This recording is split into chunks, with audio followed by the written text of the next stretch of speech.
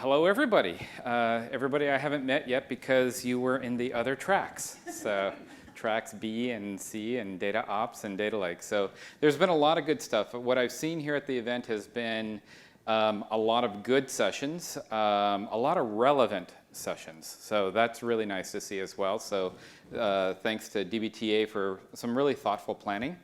It was hard to decide where to be sometimes during the days here, so the tracks helped. My name is John O'Brien. I am with Radiant Advisors. I'm primarily a principal advisor and also our chief researcher.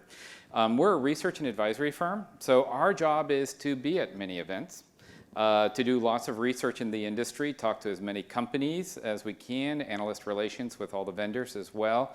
And our job is to figure out what's working with everybody, what's the challenges, the lessons learned, figure out the best practices, and help educate and share that and mentor our clients and also our network at large. So our website contains a lot of information available for free download, and we're always about sharing this information. So with that, I wanted to come up and we started out our abstract with the concept, like Mary Dee said, we've been here in the past. And we said, look, here's the primary things we're seeing in the industry when it comes to modern data architectures, to data lakes, to cognitive, to AI practices, where companies are at. And I know a lot of us come to events to try to figure out, hey, I know where we're at, I know what we're struggling with, or maturity, things like that, maybe new to our journey, but where's everybody else at? What are they struggling with? And a lot of that networking that happens here is also a lot of what we wanted to share from our research. The same thing, I wanted to tie it in and kind of real-time updates on this presentation so that I could also kind of talk a little bit and interweave what we saw here. So all the stuff that you guys were also experiencing. So with that, I think the big front runner in the conference was clearly the AI and cognitive movement. A lot of people have AI on their mind. What are we going to do about AI? How do we get started? How do we jumpstart? What are other people doing? What's the size of your team? What's the ratio of your teams? What tools are you using? What technologies do you need? Things like that. That was kind of a dominant theme that we see at most companies that we're talking to. So I'll back up a couple of weeks now. So I will start off by just saying that prior to coming out here, I was actually sharing this keynote, the idea that I get to do this with my teenage daughter, graduated high school last week. And I was talking about AI and what is AI in our industry. She knows what I do. I've been doing this a long time. And she goes, oh, that sounds really interesting. And I just did this other English project in my class and presentation that went really well, too. She's really good at giving me tips on how to do presentations, to the point of saying, I watched a YouTube video on how to give a TED Talk. You should watch that one, complete with the insert joke here. So, but her presentation was an interesting one because, we're pretty close. We share a lot of things. And she said, hey, Dad, let me share with you, this latest mime. Because she was saying, yeah, mimes are the thing. And I did my whole English report and project on the evolution of mimes over the last 5 to 8 years, how they started out, how they're evolving, how it is actually a new form of communication among young kids, which I'm like, I don't get it. I try, and I try to get the obvious ones. So I wanted to incorporate that for her. But also, what really struck me as I thought about it was that's probably the way a lot of us feel about AI. It's a new thing. It's in some ways a new generation of people coming in. I know we've done some data mining, advanced statistics, advanced analytics for many, many years. But a lot of the stuff that comes up with AI today and the challenges that we see at companies, for a lot of us is like a new form of communication, a new thing that we're having to go from our data management roots, the things that we've done in data warehousing, business intelligence for decades, into this new generation of things. So with my daughter's help, here we go, I came up with this.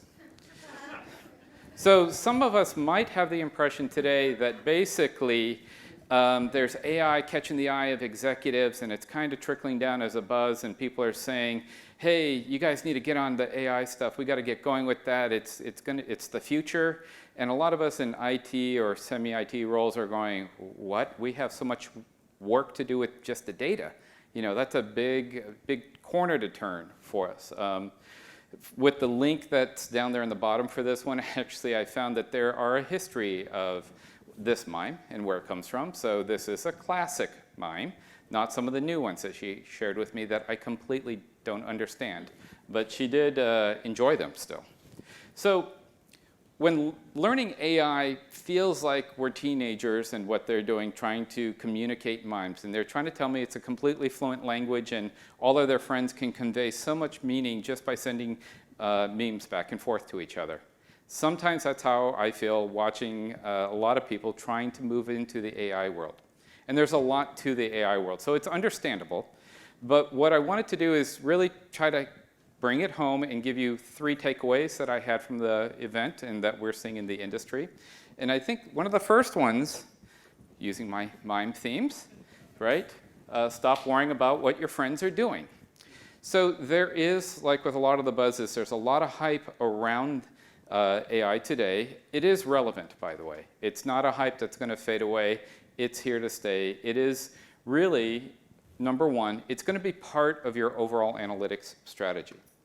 So when we're talking to companies and when we're working with them, what you're going to find is that, yeah, we've been doing business intelligence, data warehousing, OLAP, dimensional models, those kinds of things. We've got self-service. We've got data mining stuff, self-service data analytics and statistics still going on. None of that, AI is not going to come in and replace that. It's really going to fit in with everything else. So why now? There are things that people will say it's because of all the compute power, the GPUs, the fancy chips we have, distributed computing. So there's a technology capability that's recently come about, but also within the AI side, there is the fact that the capabilities within the AI space, whether it's machine learning, deep learning, or a lot of the algorithms, the scientific community has moved those further in the last 5 to 10 years than they have in the last 20 or 30. Some of us will refer to this as the AI winter that occurred in the late 70s, early 80s, when basically they could only go so far with samples of data. Computing power was limited. They could only do so much. So now when that came about, this is when we start to see it relevant in today's world. Now, this slide is more than just the kind of obligatory, here's the history of our industry kind of thing. For some of us, we've been around quite a while, and we can start out in that bottom corner saying, I heard this while I was here at some, yes, working on data warehouses in the late 80s, right? And for some of us, also remember business intelligence, which really cropped up between 2000 and 2005, although dashboards really never went away. They stuck with us forever. But if you look at the trends of what was going on there from a technology, people, and culture perspective around analytics, this is the shift we see, and that's that line. Basically, we had the ability, or we started to integrate data as value. And if you remember from way back when, it was the joke about data warehouses being the build it and they will come, right? And then business intelligence came around.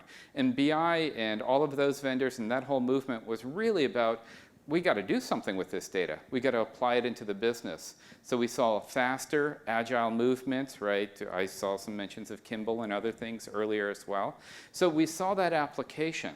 And then we saw the application into direct business achievements, KPIs, metrics, scorecards, right? This dashboard became less of a new fancy pretty report, but much more of a performance management operational for companies to drive towards achieving goals through data. And I like to think that that was really the first iteration of data and analytics in our industry. And I think we're in the only the second iteration. Because shortly after that, with 2005 to 10, or specifically, how many people remember 2007 when Hadoop came out? 2008 when the hype started to go off the charts about it, right? 8, 9, 10. It was a big data movement for a lot of us. Hadoop, many of us even have Hadoop clusters in production working. But we had this ability to ingest all of this data, all this parallel computing, storage, more data than what our systems were pretty much producing. In that era, we were talking about, I came out of telecom and internet companies where we were always pushing the limit. And you had your bleeding edge companies where that was solving a specific problem. But as we moved into mainstream, a lot of us needed more data. So the digital strategies and the mobile phones started to produce a lot of that data for us.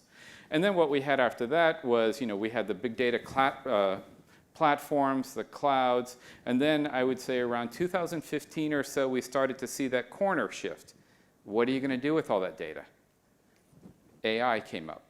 Machine learning became the dominant one that emerged out of the kind of early AI movements. Because I remember doing cognitive computing presentations almost 6 years ago, right? This is coming. Look at NLP. Look at how you're going to be training a corpus. This is going to take data.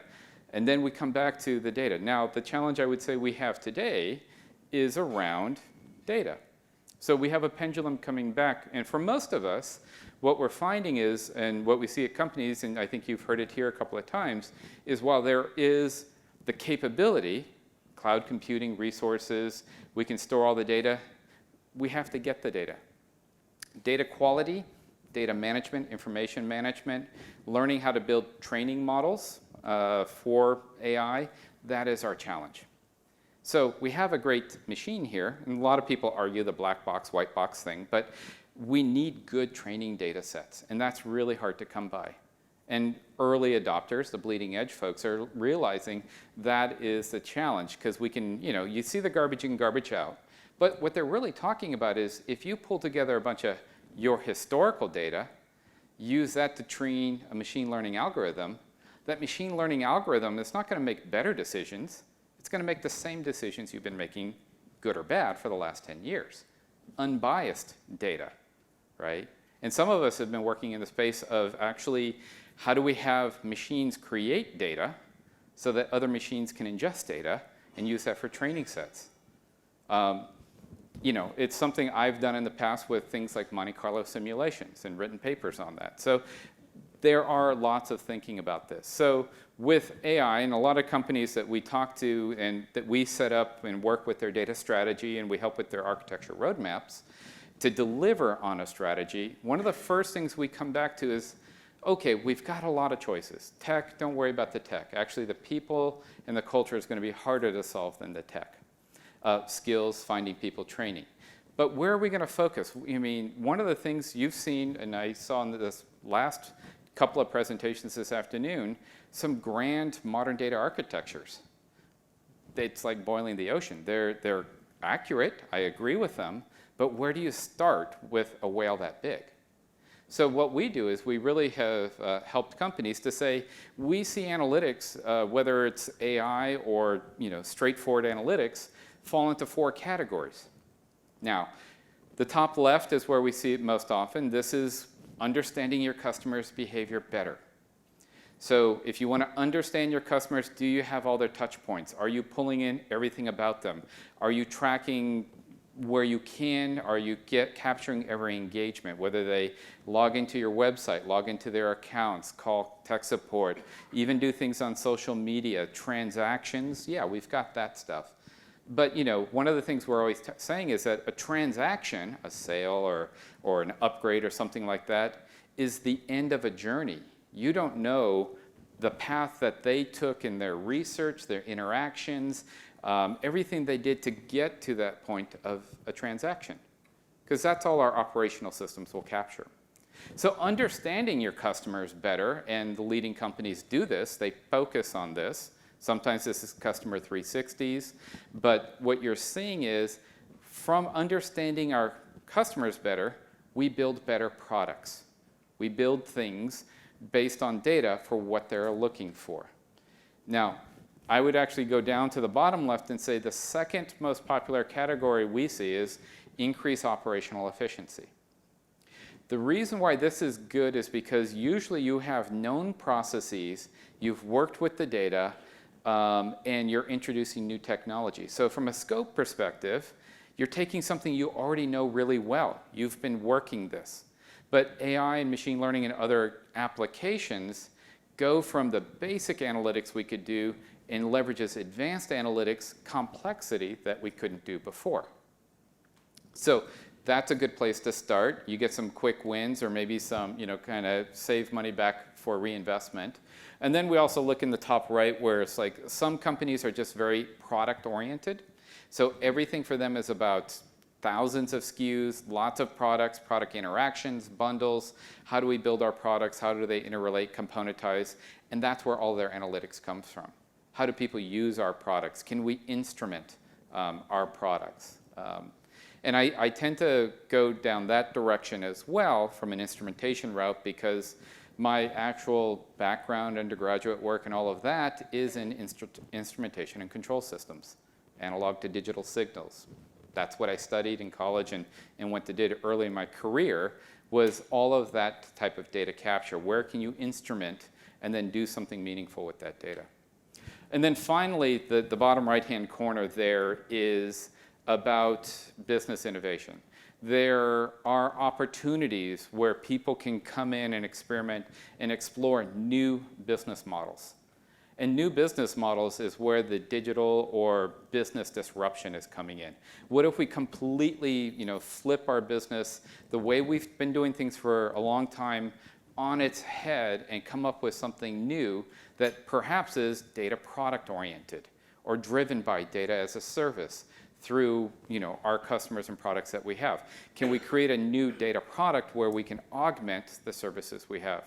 One of our clients is in software sales, and they have a lot of information about all of their managed service providers, and they're analyzing all of the financial data from that, and we're looking to build the analytics around that in a data product in the sense that they can turn around and offer this service to their resellers to help them be more efficient and come up with new models and recommendations and bundles so that they bring that back in, and when they're more successful, the core business, the software company, becomes more successful.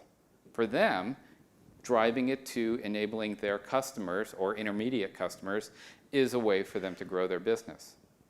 So I'll give you one example of, this is always when we talk about this in different workshops we do with clients. This is one where I was at a company and it was a large global brewery in Europe. So we were out there. Global brand, hundreds of beers around the world, been around for over 100, 150 years. And of course it was about a big, we were brought out as a part of a big data integration challenge they had. But at the same time, they said, with the marketing folks, they're looking for, hey, we want to be part of digital disruption, and we want to do, all this cool stuff, and our marketing's engaged, and we're doing these things. So as an example of the business model side and thinking truly disruptive, one of the things I would challenge you to do is when you're thinking about your business and what you do, what if you were giving your product away for free? Because some of the most disruptive data-driven companies in the world do that, or are able to do that. So in this case, you have the idea of a large brewery giving away free beer around the world. That would be disruptive, for sure. All right, so where are they going to make their money then? Well, so I just started to theorize with them. Well, what if you tracked all that data? What if you could get free beer if you had a QR code, a mobile app they could scan? What if you knew every pub they went to, how much they drank, which brands? How much could you monetize that data for in the industry, or could you? So that was that's what you have to think about when you're thinking about being disruptive. Now, giving away free beer, pipe dreams, not going to happen, but maybe they can give away discounts. Maybe if they discount their beer, because they don't have customer information. How do you get that customer engagement data, right? In Hollywood, you buy a movie ticket. They don't know anything about you. They just know ticket sales. How do you get beyond that point into customers? And that's where the disruptive thinking really comes in. And we came in with the fact that they were putting IoT devices on all of their kegs so they could track how much the flow was. More importantly, they could do preventative, predictive maintenance on those so they could fix a keg before it broke so they never stopped flowing beer. So we're like, well, if you knew what everybody drank, if you could optimize that mix, if you could have that kind of data, now imagine what you could do with it. So that's what it means to be disruptive. So now, and that's the extreme of how you want to challenge yourself when you're thinking in that bottom corner. So let's come back to AI. Where does AI fit? So the goal is business decision making. And one of the things that we have done research on over the years, and we keep coming back to, and I hear it today as augmented intelligence. AI is augmented, it's not artificial, it's assistive intelligence, recommendations. So we go from the range of the things that we see when you put data in front of people in your company, and they look at that and go, that's not right. Oh, that's wrong, and that should be cleaned up. Or that's from when we did that change a year ago, and that's kind of the old business rules. But we just overloaded that data column. So there's a lot of the human side which is still involved with they simply know it when they see it. Empowering those people broadly is one strategic move you should make. As you move into having the human do self-service work, the original hypothesis, hey, I have a hunch, I want to go see some data, that's humans. AI doesn't do that. But what we're seeing is that you can now have AI come in and do recommendations. So a lot of the tools are saying, hey, if I'm a self-service kind of data prep tool or data visualization tool, you bring in data sets, they're making recommendations. Hey, we see that these two data columns are likely to be joined. Is that what you want? Inner join, outer join. This is probably the best graph to use when or chart in representing your data and what you're trying to communicate. So in order to make that development or that self-service move faster, we have AI coming in and assisting people and saying, oh yeah, thanks, right? And these become rails that help us become faster. And then of course in the far right-hand side, you can get to a point that after you've figured something out, built the model, got the training data, and you're comfortable with what it's doing, turn it loose and get into that in the moment, hey, this just happened, I want to react like this, right? Because a lot of times engagement with customers or within systems happens within seconds. That's your window of opportunity. So it's not really a person sitting back and saying, oh, let me recommend this, or we get the scripts from customer care people. This is AI, and you can see this today with a lot of the chatbot developments, helping guiding things on the spot. And if I went back to that first generation and second generation, what that line really represents for me, and I think we saw this in a couple of presentations this afternoon, is scale. We were doing things with manageable amounts of data, frankly, right? Our biggest systems were hundreds of terabytes. Today, we have companies that ingest 1 petabyte per day volume of data. You can't have enough analysts to go through that data. You can't have enough people working on it, analyzing it, making decisions with it. The only thing that scales at that point are the new architectures that work with that and AI.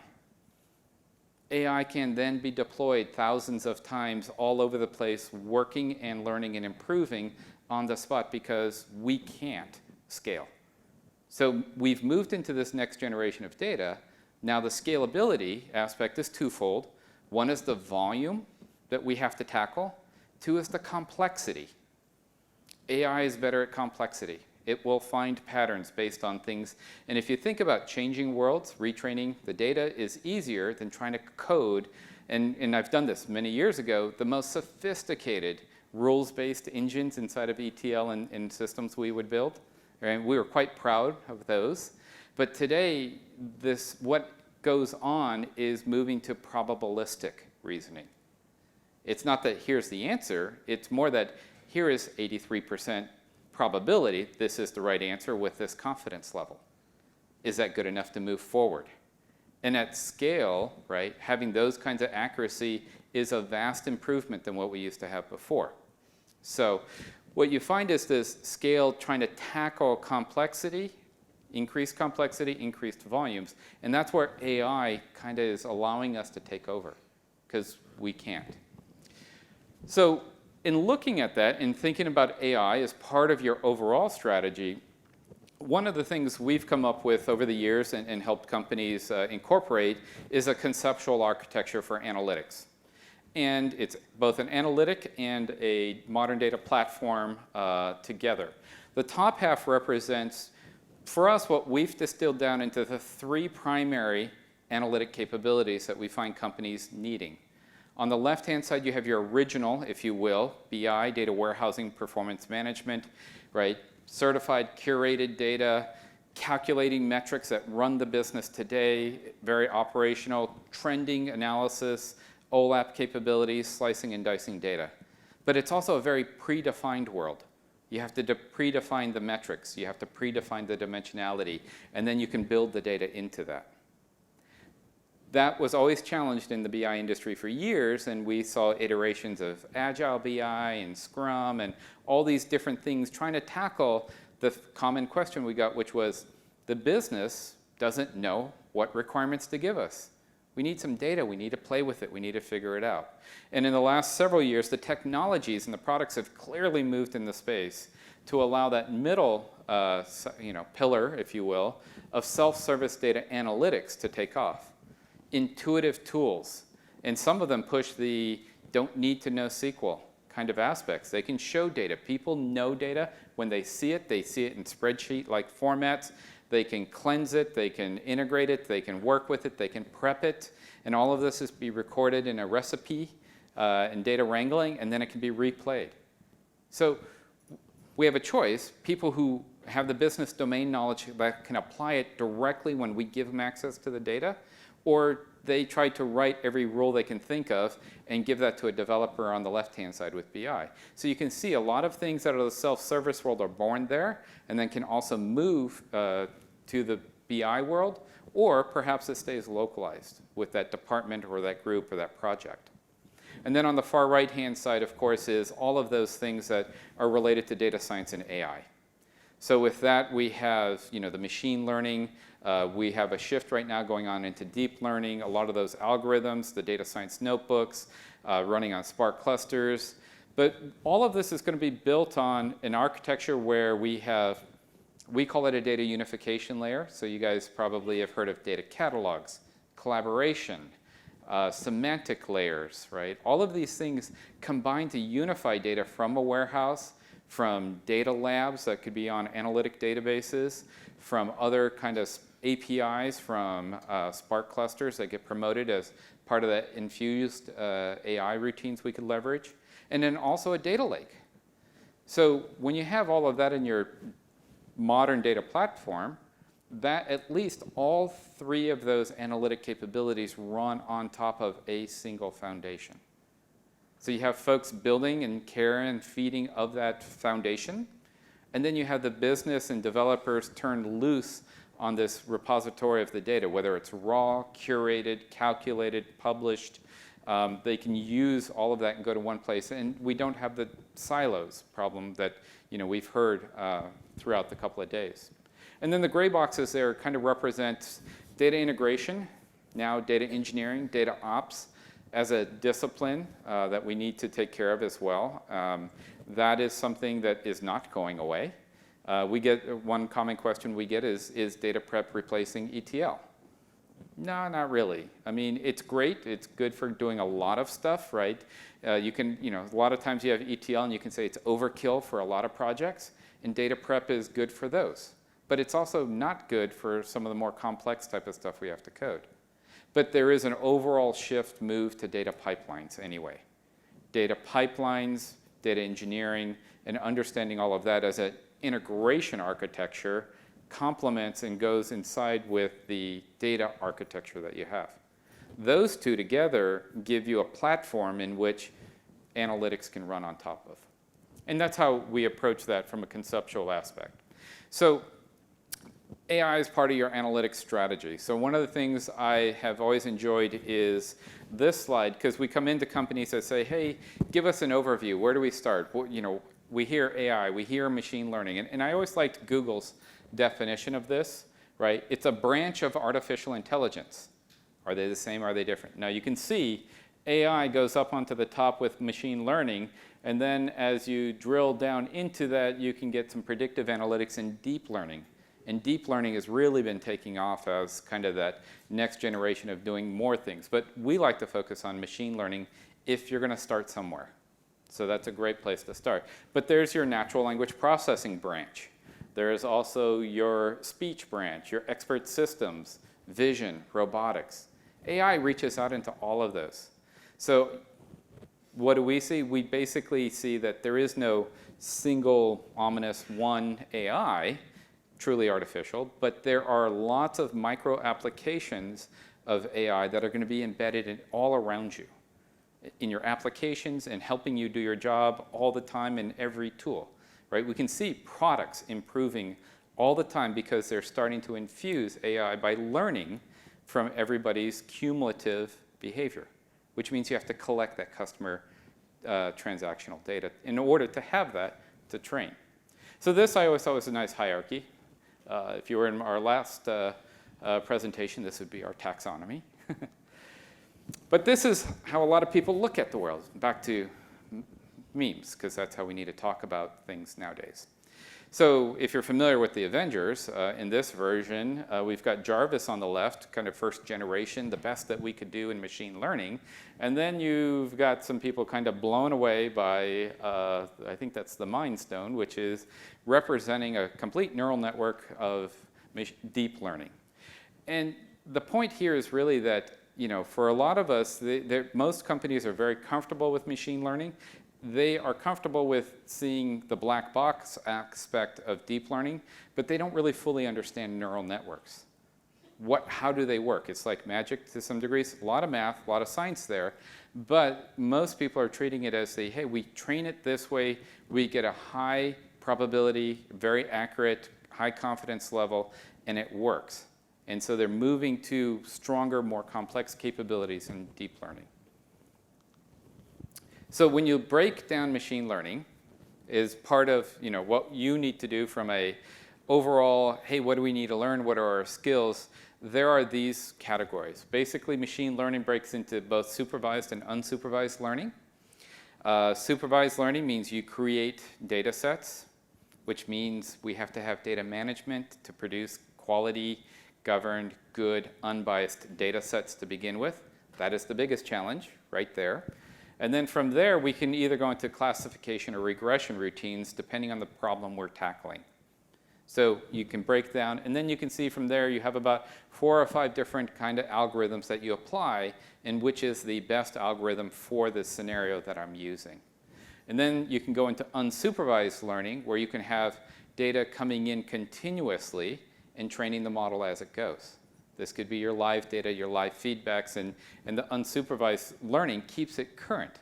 Because if you think about it, you could have, this is a machine learning algorithm. You train it up with the data set, you get your corpus, you run it out in the systems, it's making predictions. And then over time, the world changes. And some of the recommendations and things aren't really there. You need to pull down a new data set, and you need to retrain. So you have retraining algorithms, and some people go to unsupervised and continuous learning. But machine learning and most of AI is only as good as the data we use to train it. The quality of the data, the context of the data, right? The application of the data, unbiased data. And one of the things that we can look to is what are going to be the outcomes? Because a big part of our movement right now in the, if you will, the second era as we move into AI, people are already starting to say, okay, what's the business outcome for this? What can we do better? And this is a list from the link that I got from Katie Nuggets, but they said, oh, for each one of these types of AI approaches, we want to do segmentation, right? There's examples of how they apply in your business. So there are plenty of those. And one of the big challenges are, what's the use case? What's the use case? It takes a little bit of work, but there are lots of use cases that under recommendations, what are you trying to do for recommendations? Classic, Netflix, what movie should I watch, right? But imagine those in your systems, in your customer interactions, in your portals, and things like that.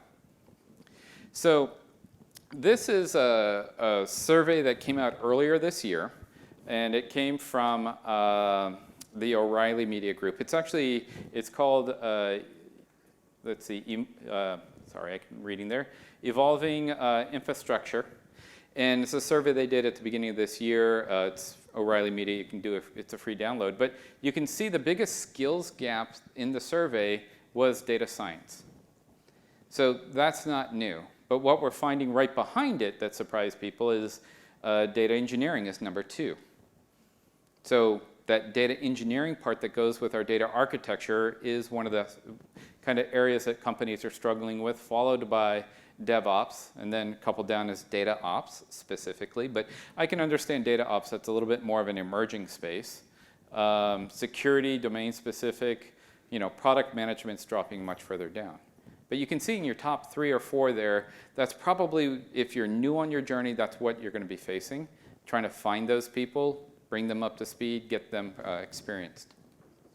So, what we're talking about here is that AI, and it's, like we were saying, it's going to be here to stay, but it's part of that spectrum of analytics you need to deliver from your data architecture.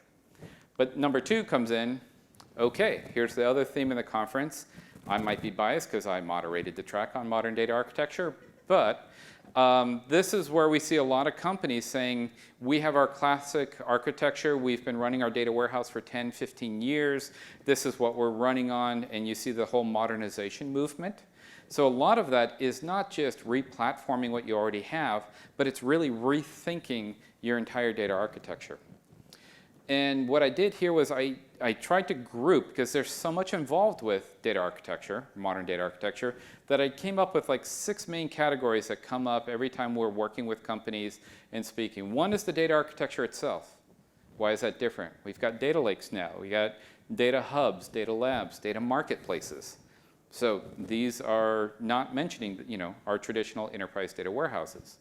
Data technologies, well, we've got relational databases and then all the variations of analytic databases, as well as object data stores and memory databases and all the NoSQL databases. That can easily get up to 40 or 50 different technologies. So that's another thing to tackle. Data integration, as we move from traditional batch-oriented to streaming data hubs, data pipeline, data engineering, and the biggest challenge there becomes orchestration. How do we keep all the pipelines working together, connected together, running smoothly, continuously?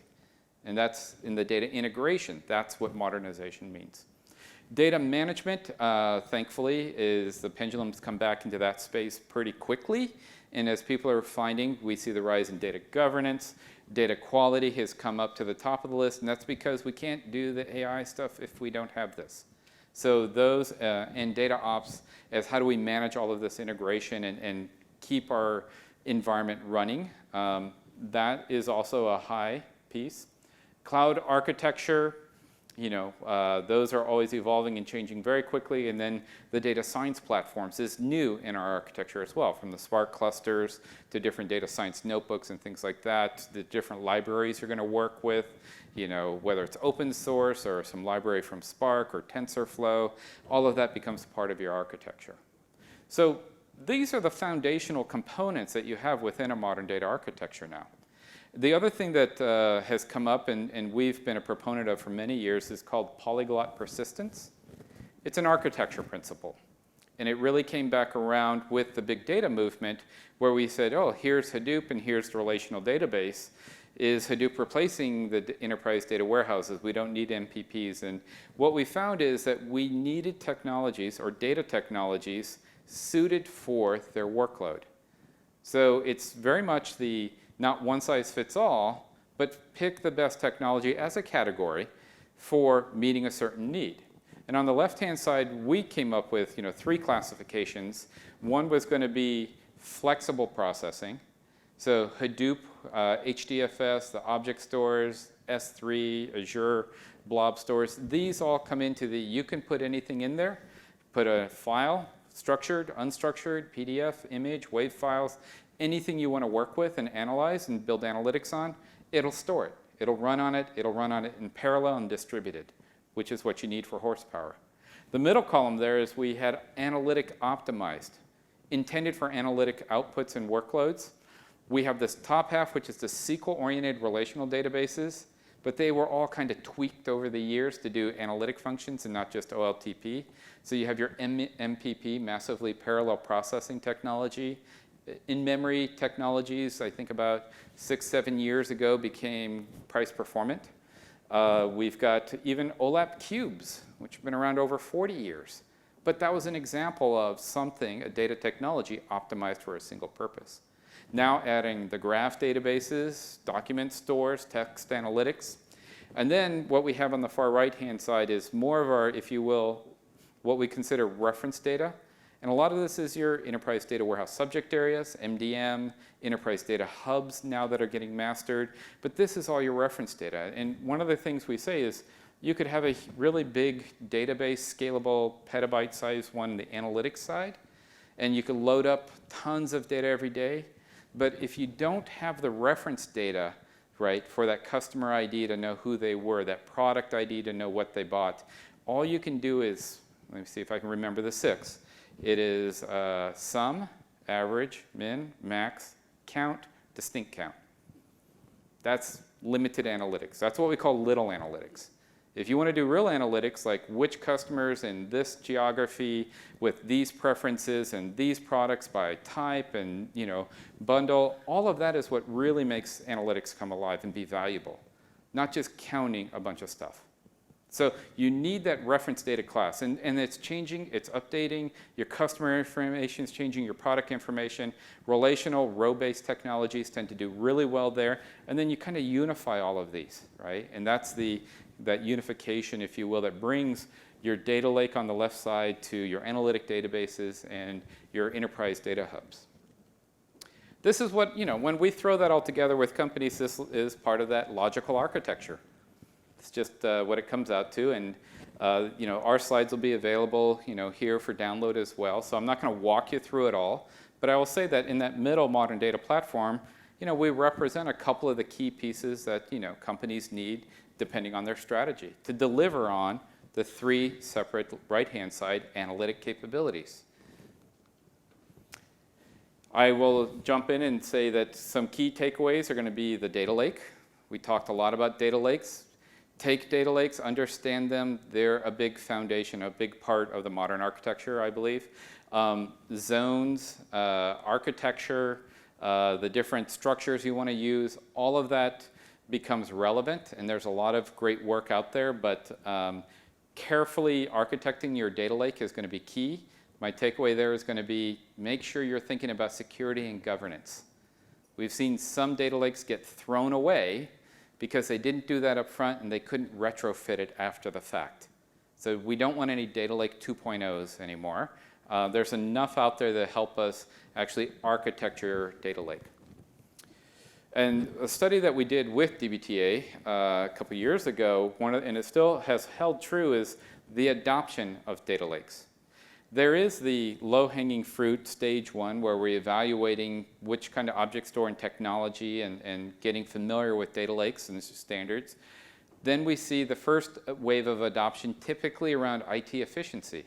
So many people hear about like, hey, we're going to take our history out of our data warehouse and put that in the data lake first, right?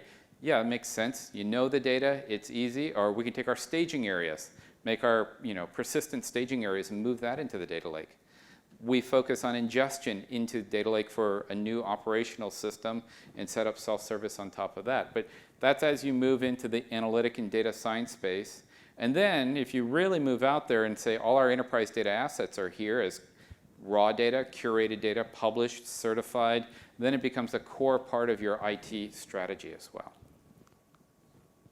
Another key component as a takeaway reminder is get familiar and comfortable with Spark. It is profoundly strong in what it can do, scalable, clusters, distributed in memory. Data scientists created this years ago to do what they needed. They plugged in machine learning, they plugged in streaming, they plugged in their own SQL connector, their own graph database, and you could write anything you want in Python, Java, Scala, and R in a data science notebook like Jupyter or Zeppelin. So one, this is where data science projects live. That's what we see time and time again, and it's very proven. Two, we've seen this become the new form of data engineering and pipelines. Come in and write your data engineering, your data transformations, acquiring data, things that we've done in the batch mode, we can also do in the streaming mode here, but this has become the data pipeline hub as well, complemented by something, or a streaming hub like Kafka. So if you've got Kafka and then you've got Spark, that's kind of the core of your new integration architecture that you're going to be going down that path. And this is an example. When you bring all of these concepts together, what does it look like in AWS? Those are all the same components. So when we have that conceptual architecture, think about starting there. You move to whatever's the right logical architecture for your needs. Then you can go physical. Do I want to make this work? And those are the technologies that align in AWS to deliver the same logical architecture. These are the same ones that work in Azure. So Azure with Azure Databricks there on the streaming ingestion. You've got your data warehouse, you've got your data lake, you've got your SQL databases using their products that could make up the modern data platform with Polyglot persistence, leverage some of the Power BI stuff as well. So once you have a good reference architecture for conceptual and logical, you can take it into these environments, you can take it into Google, and then bring it in here. We do hybrid, we can do multi-cloud. But once again, you're not reinventing a solution each time. You're deriving from what you've already figured out aligns to what the business needs. That's what we're focused on. And this was another survey I liked from that same evolving data architecture that I thought would be interesting for everybody, because this was one of my favorites. 29% of respondents says, I'm on Amazon, but not on Azure and Google. 15% say I'm on Amazon and Azure, but not Google. So that multi-cloud is like, oh, are you in one cloud? Or are you spread across multiple ones? Amazon and Google, but not Azure is 11, but that's tied with Azure, not on Google and Amazon. So this one is kind of a nice reference. If you look at your environment, we see companies that have preferences, AWS, Google, Azure, for a variety of different reasons. Sometimes larger companies have different departments that have already moved for their functions in one cloud or another, depending on products or different projects they've had in the past. And hybrid architecture, I would say, go there, because that's going to be where you end up. We see a lot of cloud kind of architecture start out cloud first, and then over time, they realize they're really going to end up being a hybrid architecture. So think about what a hybrid architecture needs to look like. And for some of us, the reality may be a multi-cloud architecture as well. So number 3, to wrap this up, the modern analytics lifecycle. So what we've gone through and we've studied with a lot of people is on that self-service middle piece. What are they trying to do? What's the psychology of it? If we want to empower that one middle branch to drive data science and drive the BI development stuff, what we're finding is that there were 7 steps. And of our 7 steps, they're pretty straightforward. Stating the business problem. Let's see here. Discover the data assets you're looking for. Number 1 and 2 high when we do customer surveys is the, I wish I just knew what data we had, and I wish I had access to it. I know what I'm looking for, but I don't know what we have in the enterprise. And then as I start to work with it, is it a good fit? Is it what I need? And so that's trusting the data. But it's also, now how do I get access to it? Then they want to prep it, explore it, integrate it, work with it, see if they can produce that output data or analytics they need. They analyze, they start to build those models that we're talking about with machine learning or other statistical models. And from there, they'll visualize it, share it with others, get feedback, so you need a collaborative platform. And then you also need to deploy and operationalize that. This is a process an analyst, a data scientist, they go through. We found that the business analyst, data scientist, and data engineer combo, 3 people tackle analytic projects best. Got somebody who can focus on the data science piece, the right algorithms, models. You have a business analyst who can drive it as a project. What is the goal, right? Reduce churn by 7%. You have somebody saying, because you'll get some of us will go, well, why don't we reduce it by 15%? Why don't we go for 0? You need a business analyst saying, no, we need to just get it to 7. That's our business goal. And deploy it in a lean analytics.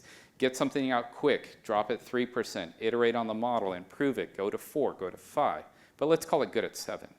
And you need a data engineer and business analyst with data prep to say, hey, we know this data, we know what it means, and bring that right context together so we can help the data scientists start to ingest and work with data. They don't have necessarily that same business domain knowledge that the analyst or the data engineer might have. So when you think about this as a highly iterative process, what we do is we go through it and say, you know, for 99 times, let's say we get one that works. So when we look at that, how do we move through this quicker? And how do we take out friction in the process? How do we say that they can move from being dependent on IT and other kind of departments to, I want to get access to data, I'm going to do it myself this morning. I'm going to explore the data myself because I have the tools. I am going to blend it, integrate it, and do discovery work on my own. And then if I like what I have, I'm going to collaborate with others and decide, is this really accurate? Is this what makes sense? Publish it, get feedback, and then deploy it. So how do we get rid of each one of the frictions and the technologies that can help us do that?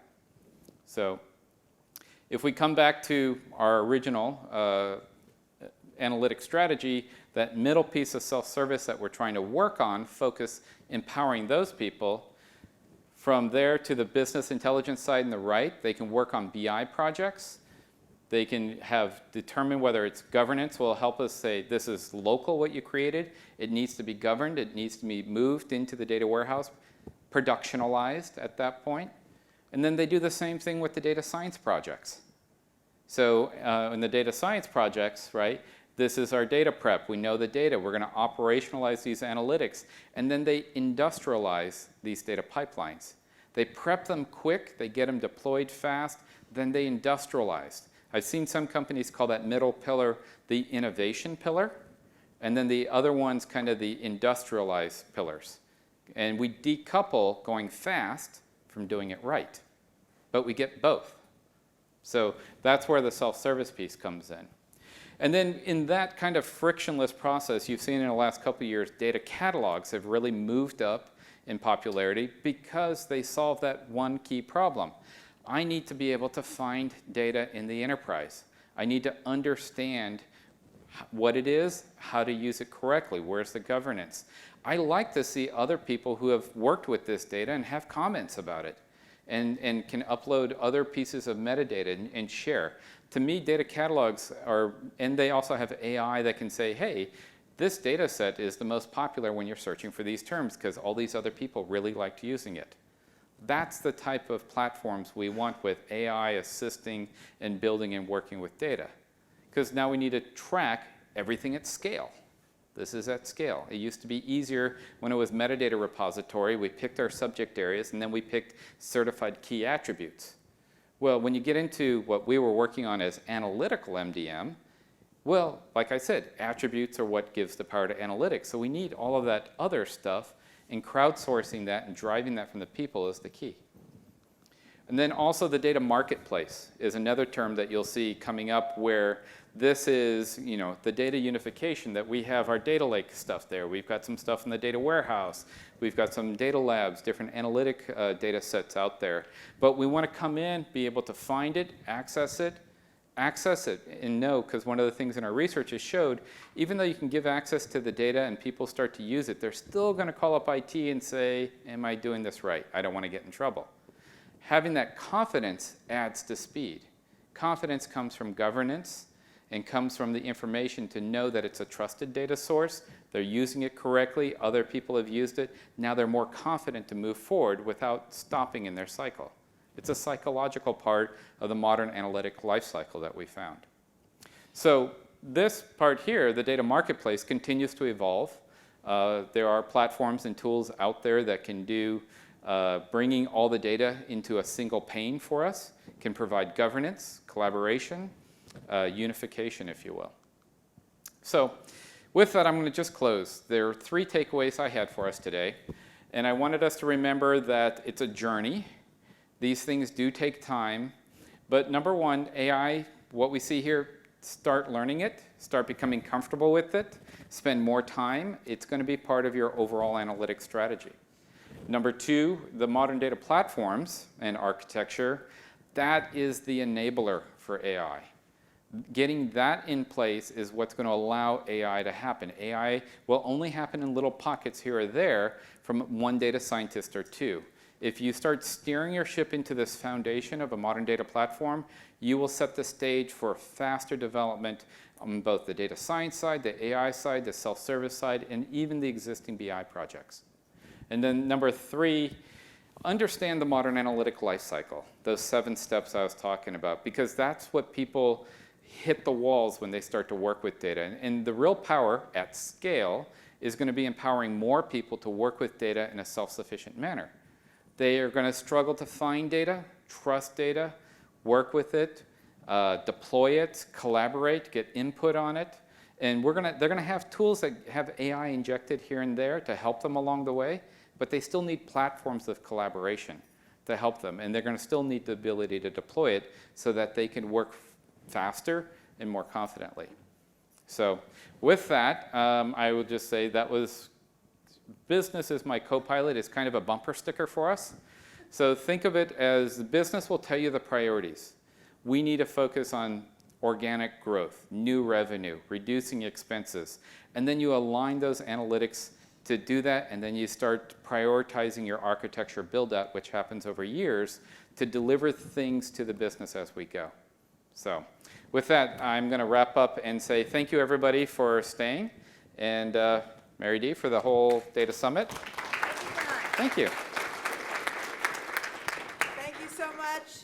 Let me add my thanks to John's for all of you for coming to the conferences, and do look for the survey and fill it out. So thank you all very much. Thank you.